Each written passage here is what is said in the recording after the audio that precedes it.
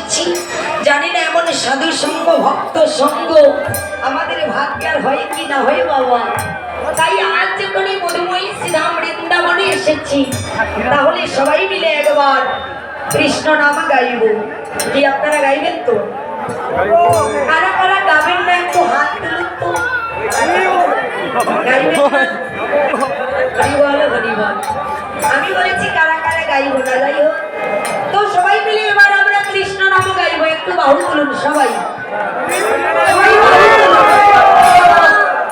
এমন সাধু সঙ্গ আমাদের ভাগ্যের হয় কি না হয়, সবাই মিলে একবার কৃষ্ণ নাম গাইব। সবাই যাদের যাদের বাহু আছে তারা তারা তুলবো।